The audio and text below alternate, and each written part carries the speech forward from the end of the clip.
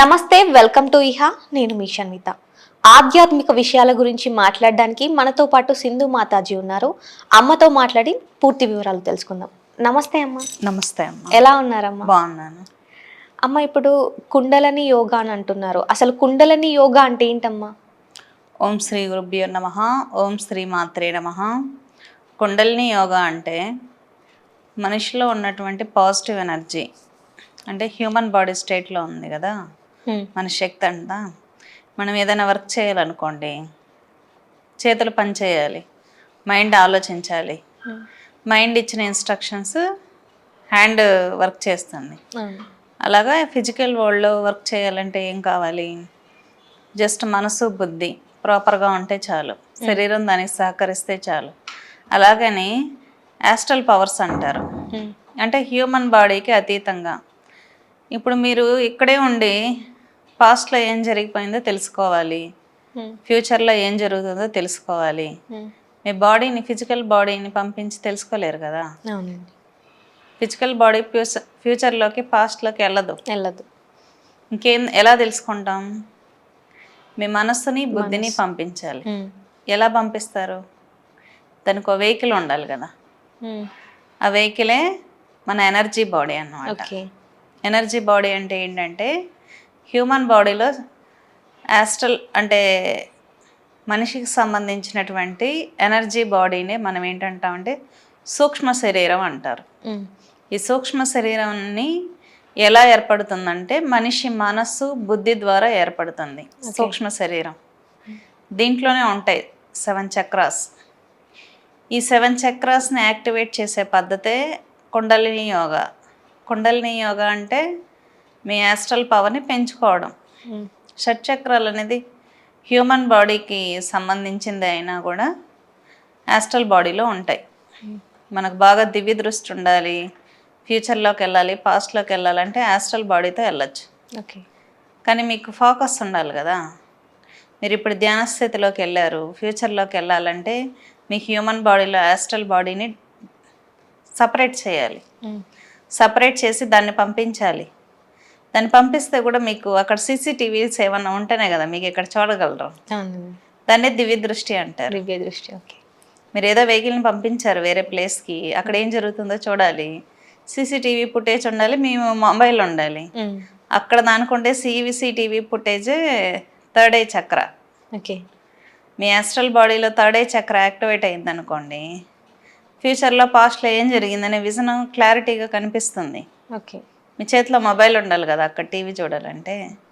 అదే అన్నమాట ధ్యాన స్థితి, ఎరుక. బాగా ధ్యానం చేస్తే ఫోకస్డ్గా ఉండాలి. ఫోకస్డ్గా ఉంటే ఫ్యూచర్లో ఏం జరిగింది, పాస్ట్లో ఏం జరిగిందో తెలుసుకోగలం. అలాగా యాస్ట్రల్ బాడీలో ఉండేటటువంటి థర్డ్ ఐ చక్ర యాక్టివేట్ అవుతేనే దివ్య దృష్టి అంటాం అన్నమాట దాన్ని. ఇప్పుడైతే మనం ఫిజికల్ వరల్డ్లో సీసీటీవీస్ అంటాం, దాన్ని దివ్య దృష్టి అంటాం. సీసీటీవీ జస్ట్ జరుగుతున్నదే చూపిస్తుంది, జరిగిపోయింది చూపిస్తుంది, జరగబోయే సీసీటీవీ చూపించదు కదా. కానీ మన బాడీలో ఉండేటువంటి థర్డ్ ఐ చక్ర అనేది ఫ్యూచర్లో కూడా వెళ్తుంది. దాన్ని యాస్ట్రల్ పవర్స్ అంటారు. మరి యాస్ట్రల్ పవర్స్ రావాలంటే దానికి ఛార్జింగ్ ఉండాలి కదా. మన మొబైల్ వర్క్ అవ్వాలంటే మొబైల్కి ఛార్జింగ్ ఉండాలి. మరి ఛార్జింగ్ ఏంటి? జపం. ఏదైనా మంత్రం తీసుకొని జపం చేస్తే కుండలిని యాక్టివేట్ అయితే బూస్టింగ్ అనమాట మన యాస్ట్రల్ బాడీకి, పవర్ఫుల్ అవుతుంది. మరి చాలా దూరం వెళ్ళాలి కదా మన యాస్ట్రల్ బాడీ. దూరంగా వెళ్ళాలంటే దానికి పెట్రోల్ ఉండాలి. ఏంటి మరి పెట్రోల్ అంటే? జపమే. జపం. బాగా జపం చేసావనుకోండి, మీ యాస్ట్రల్ బాడీని వైకుంఠం దాకా కూడా పంపించవచ్చు. అక్కడ ఏం జరుగుతుంది? మహావిష్ణువు ఎలా ఉన్నాడు, లక్ష్మీదేవి ఎలా ఉంది, అన్నీ చూసుకొని మళ్ళీ బాడీలోకి వస్తుంది. మీకు జపశక్తి చాలా తక్కువగా ఉందనుకోండి, పక్కింట్లో ఏం జరుగుతుందో తెలుసుకోవచ్చు, ఎదురింట్లో ఏం జరుగుతుందో తెలుసుకోవచ్చు. జపం అంటే అదే అన్నమాట. యాస్ట్రల్ బాడీకి బూస్టింగ్ ఇచ్చేదే మన జపము. కౌంటింగ్ ఫోకస్డ్గా చేయాలి. సరే మేము అన్సేపు చేయలేం, కొంతమంది ఇన్స్టెంట్గా కోరుకుంటారు కదా. అయినా మేము సంవత్సరాలు జపం చేయలేమండి, అంత టైం లేదన్నప్పుడు ఫోకస్డ్గా ధ్యాన స్థితిలోకి వెళ్ళాలి. ధ్యాన స్థితిలో ఉంటే ఏమవుతుంది? యూనివర్స్ నుంచి వెంటనే పవర్ వస్తుంది మన యాస్ట్రల్ బాడీ, సూక్ష్మ శరీరానికి. వచ్చినప్పుడు వెంటనే పవర్ఫుల్ అయిపోతుంది.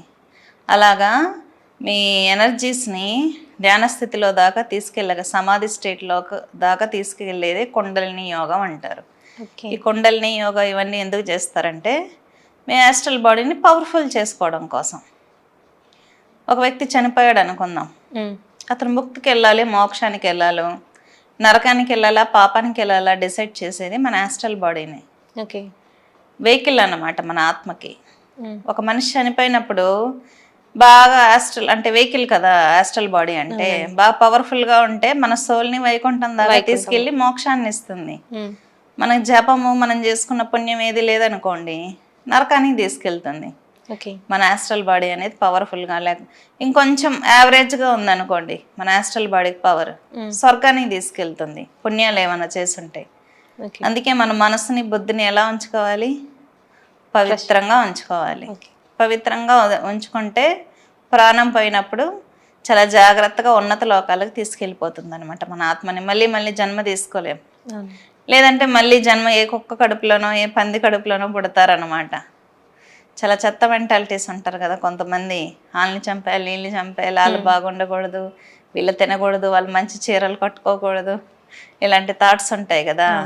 వాళ్ళందరూ ఏ పంది కడుపులోనో అలా పుడతా ఉంటారనమాట. తక్కువ జన్మలు వస్తాయి వాళ్ళకి. కాబట్టి అందుకే చివరి క్షణంలో అందరూ రామకోట రాసుకోవటం, ఏదైనా భగవన్ నామ స్మరణం చేయడం. మీరు వింటూ ఉంటారు గోవింద గోవింద నారాయణ నారాయణ అనుకుంటూ ఉంటారు. ఎందుకు అలా అనుకుంటూ ఉంటే మన యాస్ట్రల్ బాడీకి పవర్ బాగా పెరుగుతుంది.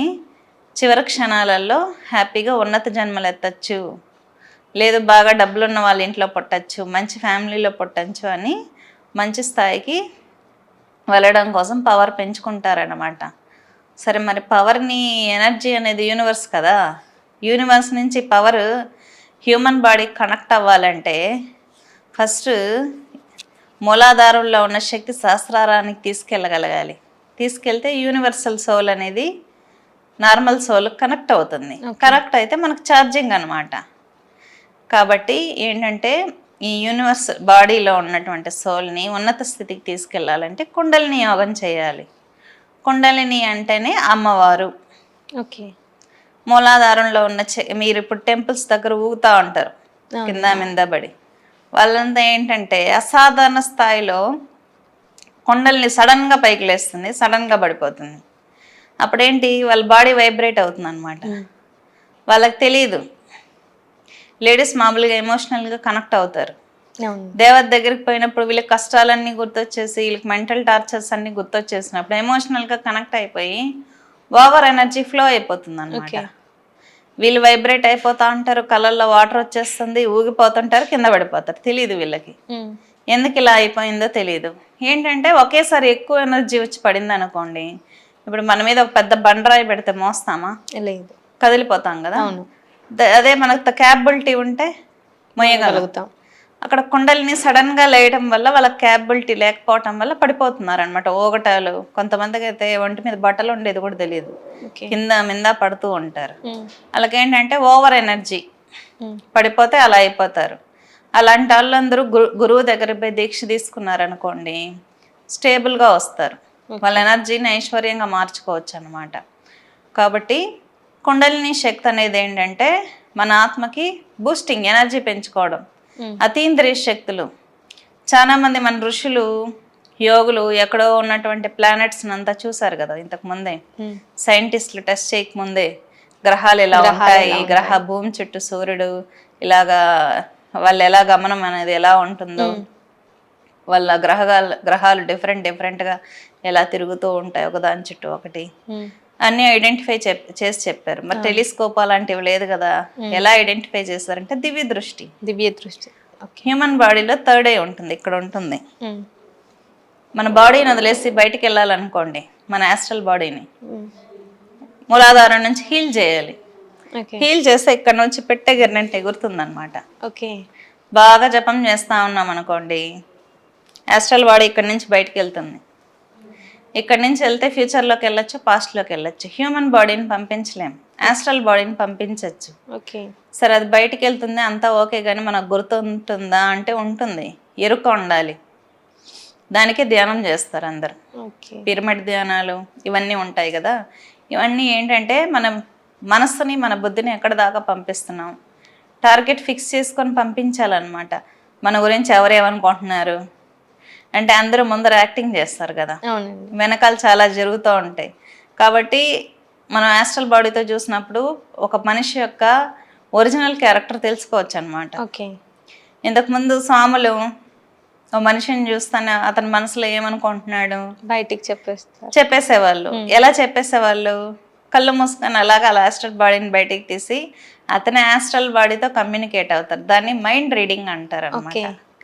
అలా అతని మైండ్లో ఏముందో తెలుసుకొని మళ్ళీ బాడీలోకి వచ్చి చెప్పేసేవాళ్ళు. అంటే వాళ్ళు ఎంత పవర్ఫుల్గా ఉండాలి.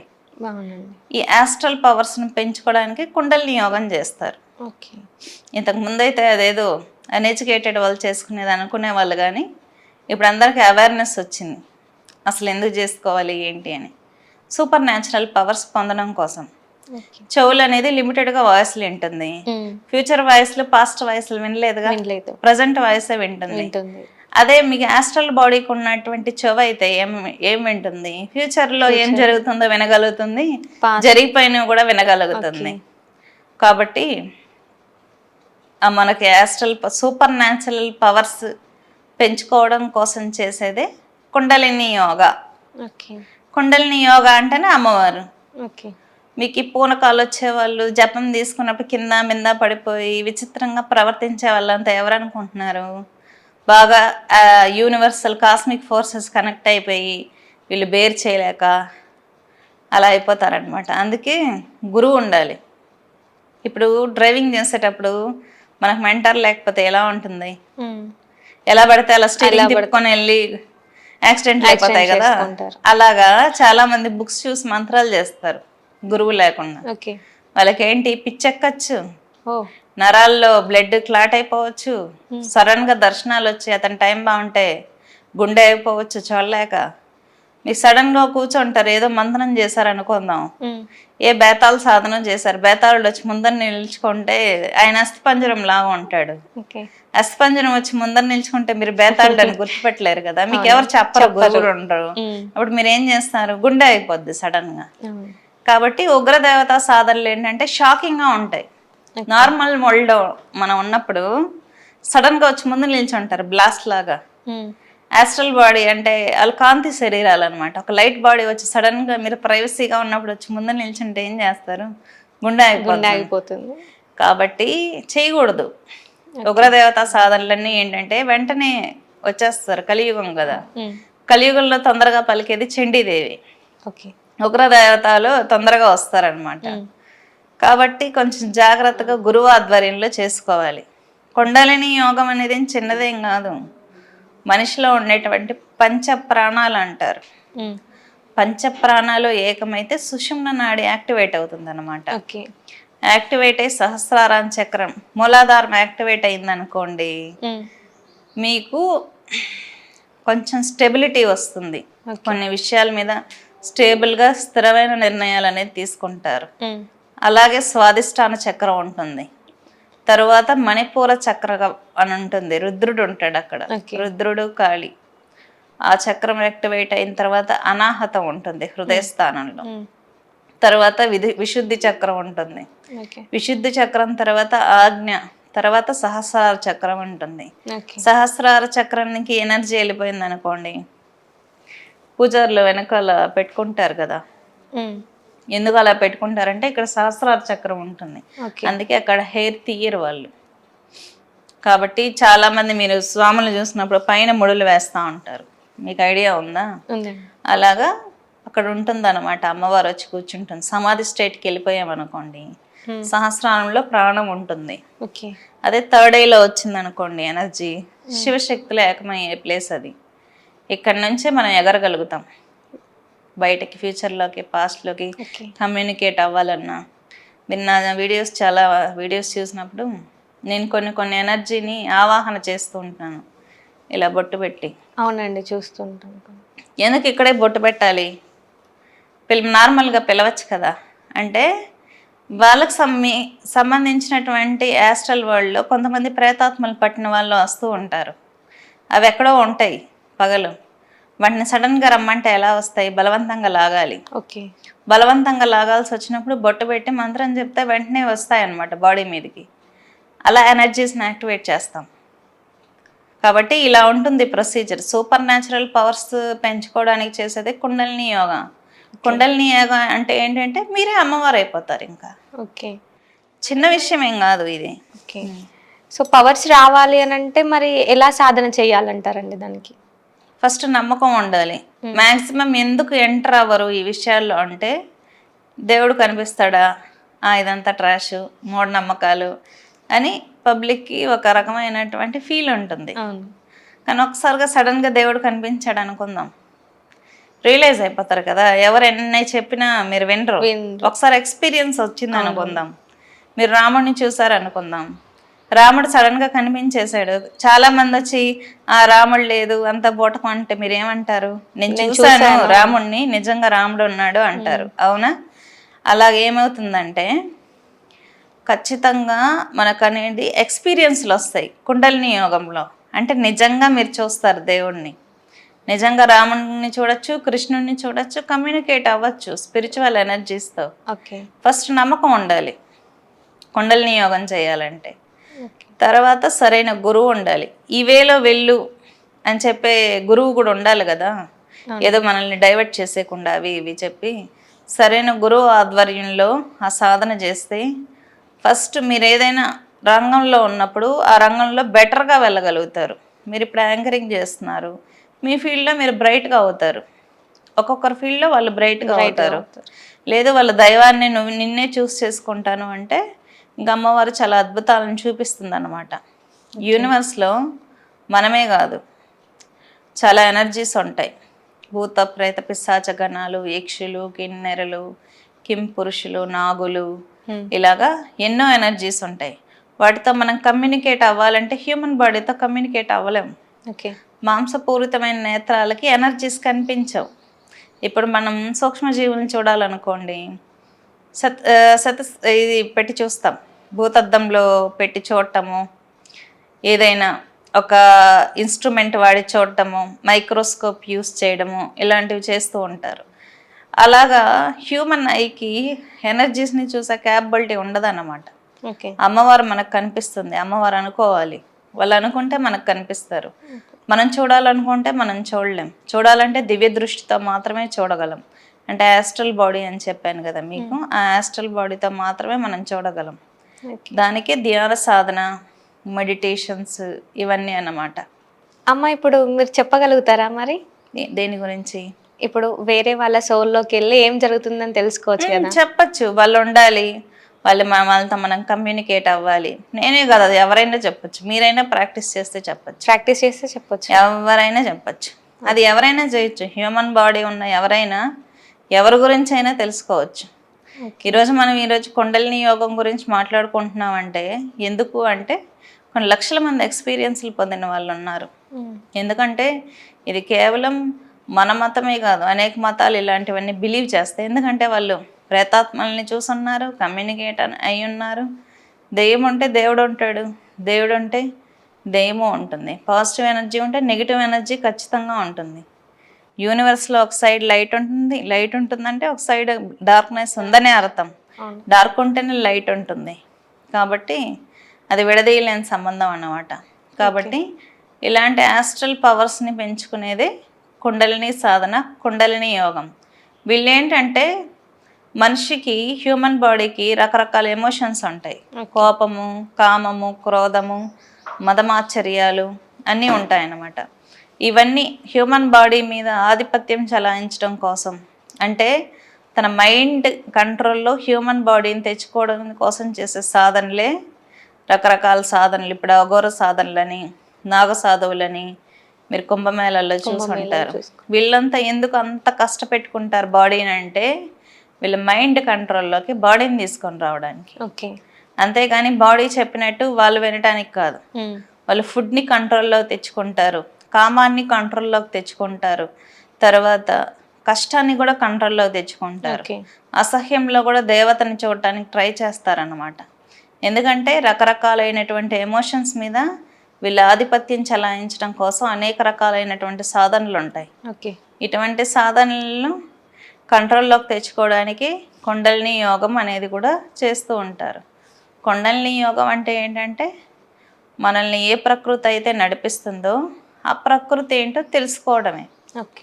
తెలుసుకునే క్రమంలో మనమే ప్రకృతి స్వరూపం అయిపోతాం. ఓకే. అంటే మనం ఇప్పుడు ఒక వాటర్ బాటిల్ ఉంది, దాంట్లో జ్యూస్ పోసామనుకోండి, దాన్ని ఏమంటారు? జ్యూస్ బాటిల్ అనే అంటారు. అలాగా మనము అమ్మవారు అయిపోతాం. చేసి చేసి చేసి శక్తి వచ్చి మనమే ఆ రూపంలోకి మారిపోతాం అన్నమాట. మీరు ఇప్పుడు శ్రీ విద్య ఉపాసకం తీసుకున్నట్లయితే వాళ్ళు చాలా గ్లామర్గా కనిపిస్తారు. ఆంజనేయ స్వామి ఉపాసన చేసే వాళ్ళకి ఆ రకమైన ఫీచర్స్ ఉంటాయి. నరసింహస్వామి ఉపాసన చేసే వాళ్ళకి ఆ రకమైనటువంటి ఫేస్లో ఫీచర్స్ మారిపోతాయి. ఉగ్రత్వం ఎక్కువ ఉంటుందన్నమాట. ఆ లక్షణాలు కనిపిస్తాయి, యాటిట్యూడ్ కనిపిస్తుంది. ఆ యాస్ట్రల్ ఫోర్స్ అలాంటిది యూనివర్స్లో మనం రిసీవ్ చేసుకుంటున్నటువంటి ఎనర్జీ.